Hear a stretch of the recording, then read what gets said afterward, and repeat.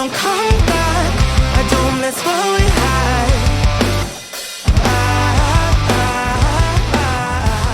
had. What's going on, YouTube? So today I'm going to talk about how to produce a pop punk record.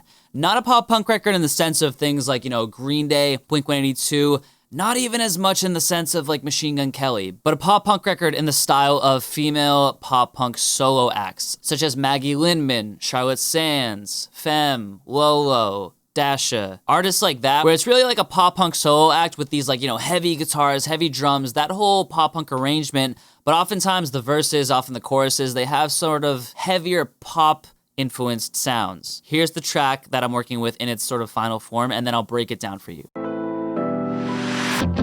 17 and so naive, I thought you were my teenage dream, but you turned out to be the worst nightmare I ever had. I lied awake for days on end. You never returned my messages, made me think the pain would never end. So don't play pretend.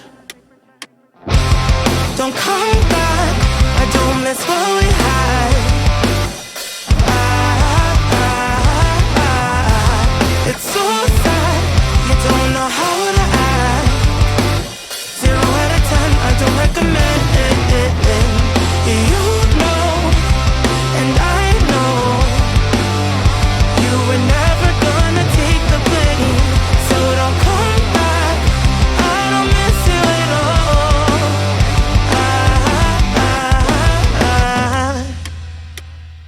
So that kind of gives you a sense. You see the duality between like the poppier indie pop verse and then like the heavy hard hitting chorus. So as far as the guitar tone, we're not actually going to go into that. I actually wanted to talk more about the writing process. So when you're creating these hard hitting arrangements, it's important to create the sense of space. And that's how you get these hard hitting arrangements A Day to Remember does this too, where you'll hit the chords and then you'll create space and then you'll hit the chords again. And then oftentimes in that second half, you'll have a more open sound. So here's what the guitars sound like.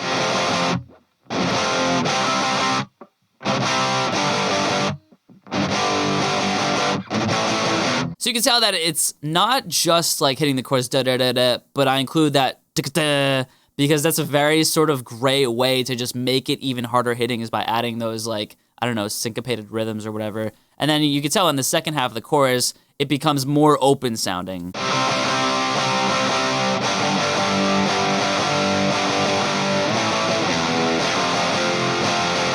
And then the melody guitar is doing a similar melody as the main vocal, but it's kind of adding, a couple of deviations here and there to create a little bit of divergence and contrast. So here's what the melody sounds like.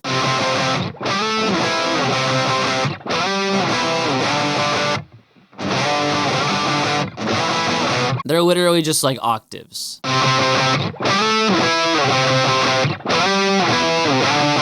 And then the bass is doing, of course, the same rhythm as the rhythm guitars.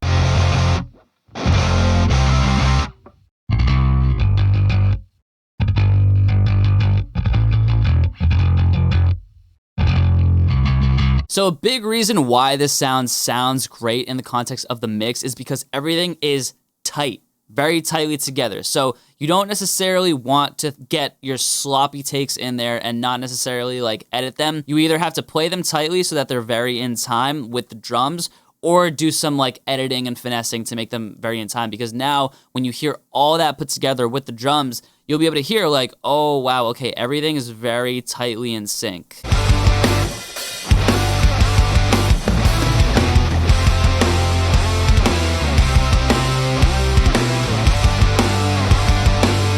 So let's talk about the drums for 2 seconds. So for these drums, I used a kit called Invasion by Get Good Drums, and this is actually a metal drum kit, but I just really wanted something that was gonna slap, something that was gonna hit really hard. So you'll see here, man, even the interface looks kind of threatening.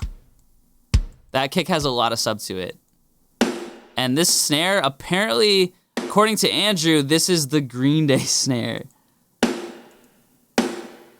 And this is actually in a sort of triplet feel. Listen to these drums by themselves.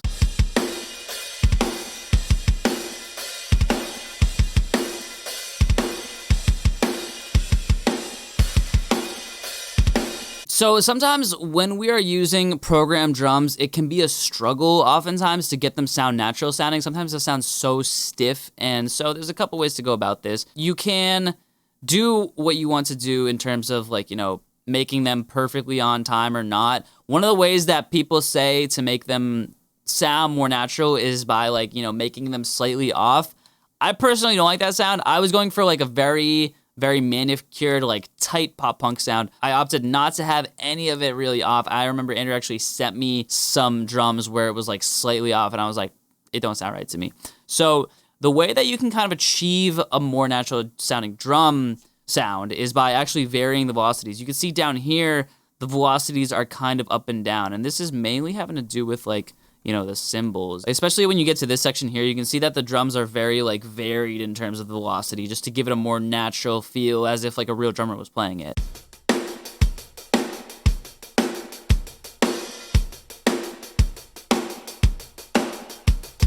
Because if you think about it, like a drummer's not gonna hit the hi-hat with the same amount of energy every single time, you know what I mean? So that's kind of one thing that you gotta keep in mind when you're programming these drums.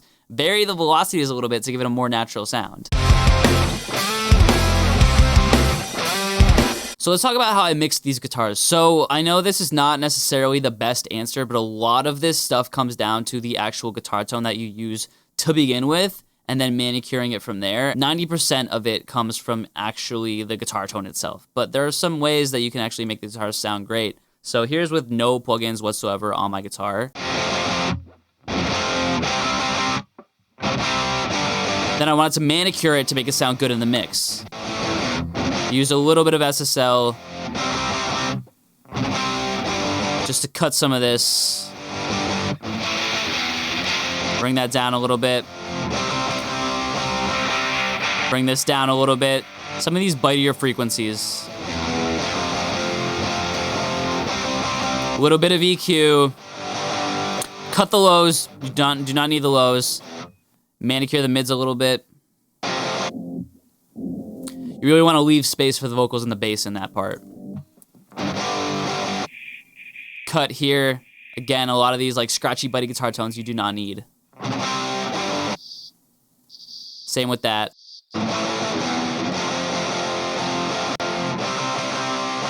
I use Soothe on the electric guitar harsh setting just to take care of some of this extra bite. I use Oxford Inflator to actually fatten the guitars up a little bit.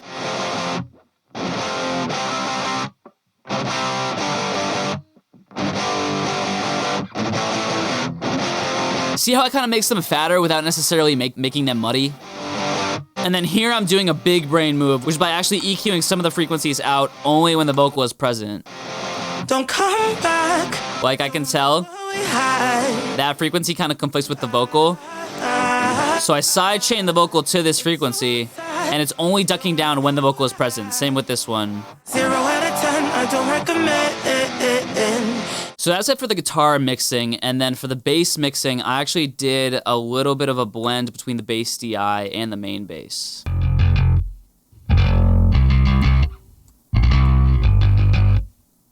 So again, a lot of it comes from the tone, but there's a couple of things that I did here to the bass. So this is the main bass sound. So your bass has to be consistent. That's one of the main things with low-end bass in general, is that it has to have a certain degree of consistency to it, which is why I add this universal audio, just like 11 to 76, just to even it out a little bit. A little bit of EQ. Actually, that's a lot of EQ, but basically I'm just taking down some of this mid-range, making space for, guitars honestly should be there. That obnoxious frequency we don't need. A little bit of presence around here. Using Soothe to even out some of this, harshness. Making it a little bit less scratchy. And this is my big brain move too, is that I actually do some multi-band compression while also boosting it a little bit, so that it's boosted, the low end is boosted, but it's also evened out when it's too much. Now let's talk about the bass DI. So this might sound kind of quiet to you. Let me see if I could just boost it for this example. With With the bass DI, I really just wanted some sub frequency in there, like legit just the 47 hertz. I'm using R bass here to just like amplify that low end up, evening out that low end as much as I can so that it's a consistent low end. It's a consistent sort of like sub place. Using Soothe just to like, you know, mellow it out where it might be a little bit overbearing in that low end. And then having it only exist in this sub frequency range. So this is not normally what you do with the DI, but this kind of is a trick that I've been doing lately where I have like a separate channel with the bass that's dedicated to those low frequencies. So it's really just there, evening some of this like 100 hertz out, because 100 hertz can be very overbearing on your mix overall, and then boosting it again so that it really cuts through. That way the bass is very, very like, you know, in there in terms of like, you know, the low end and the mids and the like kind of like high texture. And then I'm sending them both to a bus, evening out some of this 100 hertz, 120 hertz. It's kind of resonant, you know, that's overbearing on your mix when you're not taming that. Yeah, and then I'm side chaining the kick to Soothe so that it's ducking down frequencies that are conflicting with the kick in the bass to make space for the kick. So that's the bass. Let's talk about these drums. So one thing that I'm doing here is that I'm actually bussing out the drums so that you can set this up in pretty much any Kontakt library, but basically what I'm doing is that I'm setting it up so that these sounds are all being bussed to individual channels. You'll see like on here. And that way I have control over each individual sound. One of the great things about using some of these like sample libraries that just sound great and have great sounding samples is that you don't have to do a whole lot to make them sound great. Like the kick is literally just a little bit less click. It's a little overbearing and a little bit less sub. Snare is literally just some compression. Did not have to do a whole lot. Just bringing in some of this, some of that kind of like fundamental mid-range. Adding some more top end so that it cuts through. The overheads, I'm just doing some basic compression on them, and then a little bit of Soothe just to deal with some of the harshness. And one of the great ways to get your drums to cut through is by using bus compression, because it kind of like, you know, tucks the drums into the mix a little bit.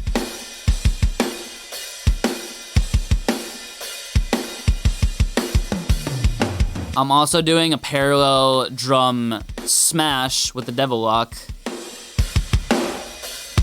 I'm just setting the kick and snare to this, and I'm blending it down into the mix. And then I'm doing some extreme parallel compression with this 1176. Again, this helps the drums be more consistent and really smack in the mix. It's so sad, you don't know how to act. One important thing that I want to note, and this is sometimes overlooked, may seem like the most simple mix trick in the world, but make your kick and your snare loud as fuck. That is one of the main reasons these songs sound great. And I even did not make it loud enough, and then Brianna was like, can we just turn the kick and the snare up more? And then after I did that, it made so much sense because it really just slaps. If the kick and snare are loud, the song is gonna slap. You just don't need to go that overboard with it. But if you can find a nice sweet spot where it seems a little bit louder than it should be, the song's gonna slap. Now let's talk about this verse section here.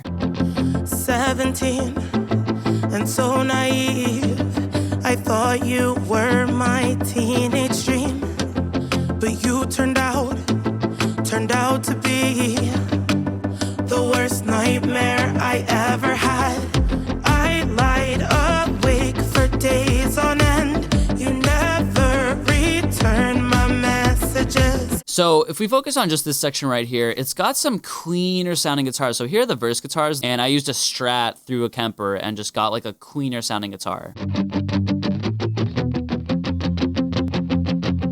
Just like palm muted guitars, you know what I mean? It's such a staple in like pop punk songs to like palm mute the guitars in the verse, you know? And the cleaner sound really complements the rest of the arrangement. If it was those heavier guitars, it would be a little distracting and almost bitey. That's why cleaner sounding guitars work well in these more like laid back poppier sections of the song. The next thing that I have then, I think the funnest thing about making music today is that, you know, there are no rules, which is why we can use like, you know, drum samples in pop punk songs. I mean, that's been a thing forever, but it's so much more prominent, especially in these genres of like, you know, pop punk songs where we have drums that sound like this. Kind of like 80s drums, you know what I mean? And we got some hats that aren't really hats, they're like click samples, basically. So just use whatever samples sound good. You know what I mean? Whatever samples. I mean, trap drums are a huge thing. I find that, you know, in these sort of like indie pop, you know, female pop punk songs, a lot of times they have these really like punchy, almost like 80s sounding drums in them, work really well. I want to talk about these synths. So your synth selection when it comes to songs like this is very crucial. You don't want to go full like Weekend with it. You don't want to go crazy with like, you know, obviously you don't want to add like dubs. I mean, you can, but like oftentimes it's more tasteful to be a little bit more conservative with some of these synth sounds. I mean, you can honestly do whatever you want, but you don't want it to distract from the song because pop punk songs are all about like the songwriting. So here are some of the basses I added in.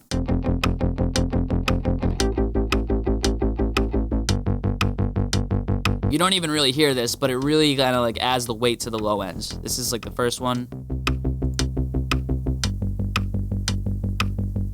I'm honestly not going to cover how to get these because, I mean, they're presets. So they're just like, you know, tight basses that have the low end that you want. This one has a little bit of texture. Then the second one has a little bit more low end. Or I should say the first one has more low end. The second one has more texture. I'm using this synth because this synth sounds very like, you know, almost like... It's very poppy, it's very like alt pop, I wanna say, because it's not too much in any direction other than, you know, being like a general like plucky pop synth.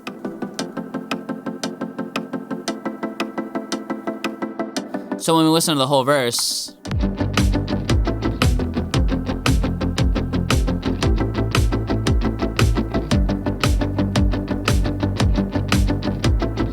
that's really all it is. It's just a couple of guitars, some bass, some synths, and some drums. And it really just comes down to like, you know, making sure that your mids are filled out in the arrangement. You have the drums that are adding the punch and the weight, and you just have a very tight arrangement that's not too messy. So there's a lot of fun extra things that I added throughout this song. There's a couple of risers here and there. There's even like an 808 drop.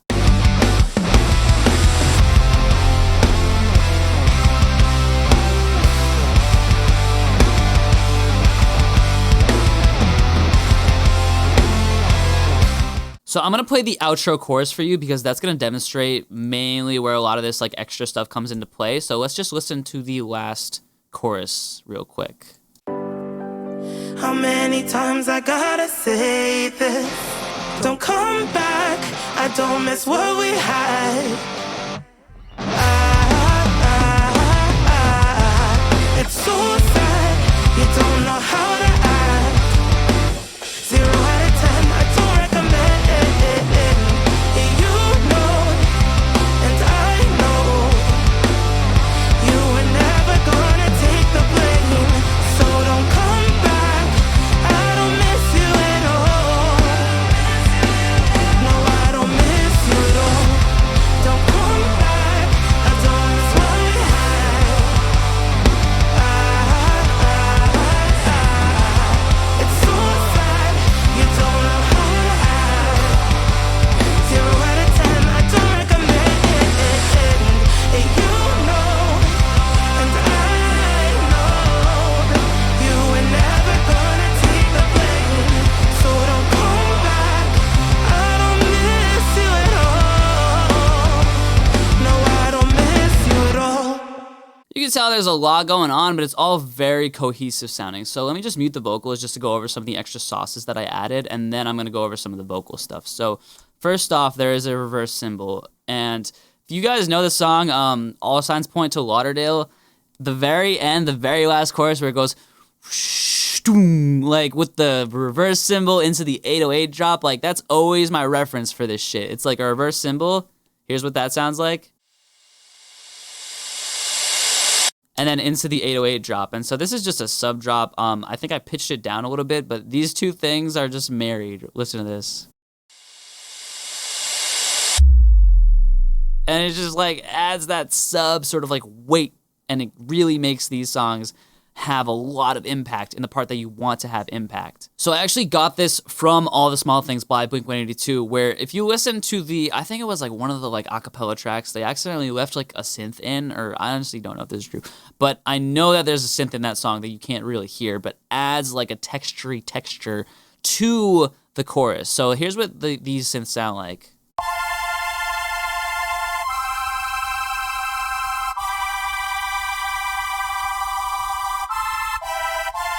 So like, sounds kind of like cheesy by itself, but listen in the context of the arrangement.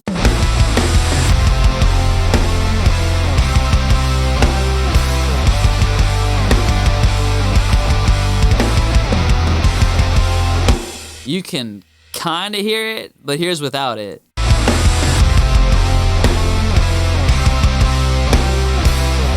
Now I'm gonna add it in. Ready?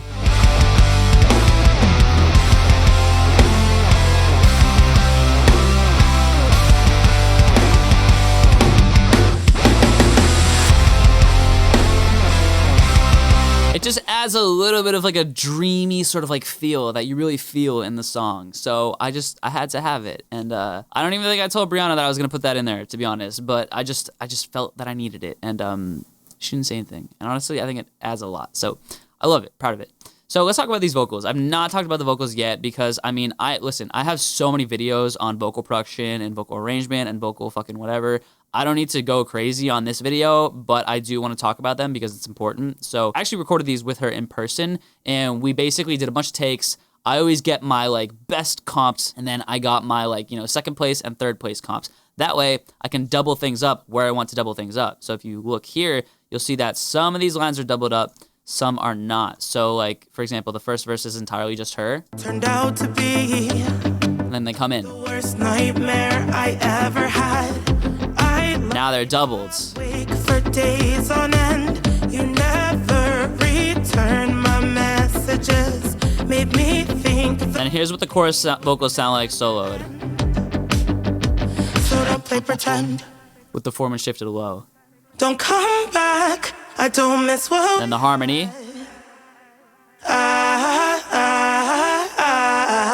It's so. The harmony is doubled. That way I can have one on the left and one on the right. Same with these main doubles. It's like, you know, you don't really want to double them, you want to triple them. That way you have one on the left and one on the right. And then the outro chorus has a lot more going on too. No, I don't miss you at all. Don't come back. I don't miss what we had.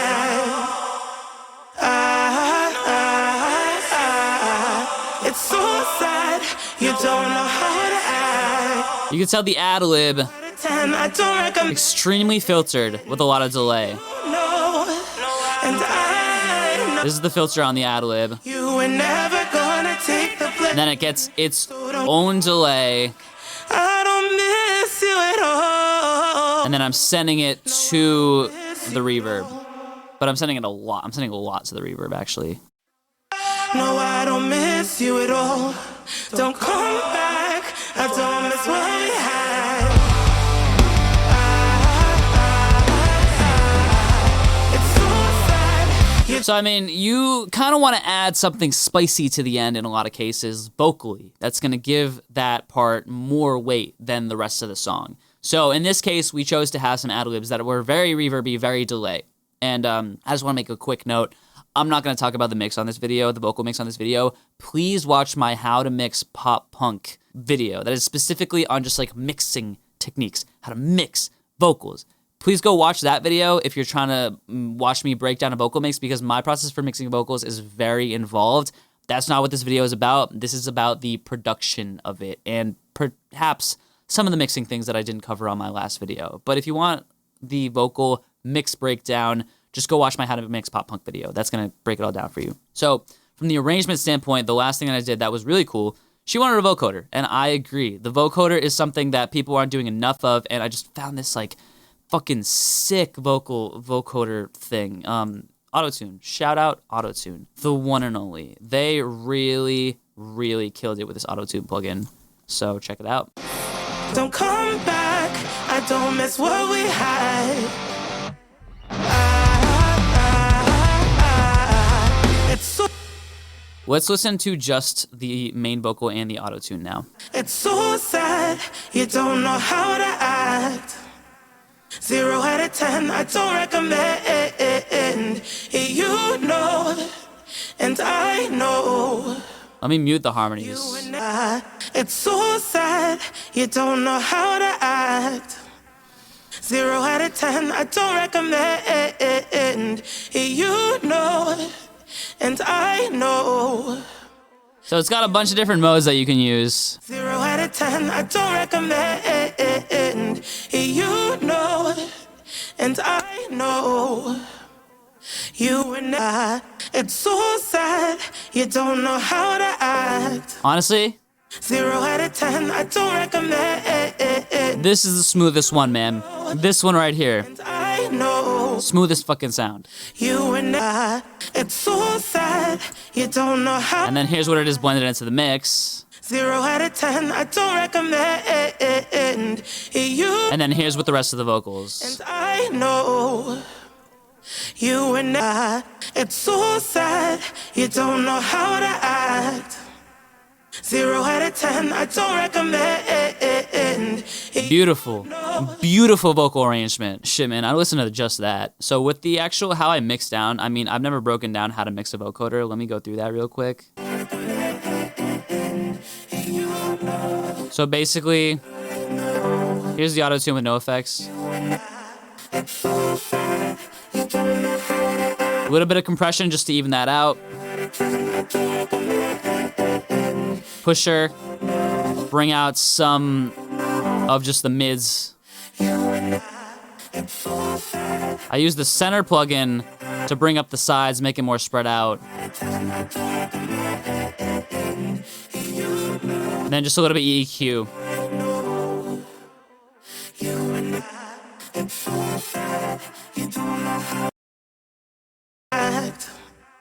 0 out of 10, I don't recommend. You know, Yeah, so that's it. and I know.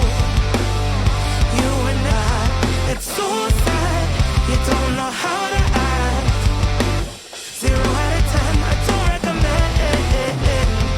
You know, and I know. So one thing too, I guess the last thing that I'll talk about is that you really do want to have a lot of dynamics to your vocal arrangement, and a lot like how I do that a lot of times is by adding these sort of like in and out vocal parts. Now it's been 10 years Doubled, since I cried the just one vocal, doubled, but I'm unfazed today. and just the one vocal, Saw you out two vocals, walking down the street.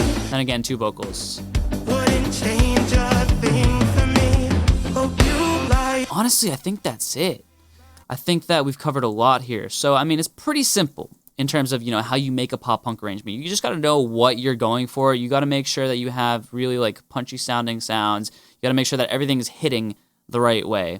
And if you want a more in-depth mix breakdown, like I said, go watch my pop punk mix video. But this is how I went about producing this pop punk song, my mindset behind it. So that's it. I hope this was helpful. Please let me know what you thought. And I have a free resource for you if you're interested. It's called the Crispy Vocal Toolbox. My absolute best tips for how to, you know, mix vocals. If you want to check that out, I'll put the link in the description. I also offer, you know, production, coaching, mixing. People that want to learn how to mix, people that want to learn how to produce. As of right now, that is something that I offer and it's something that I specialize in. So hit me up and I will see you guys on the next one. Peace.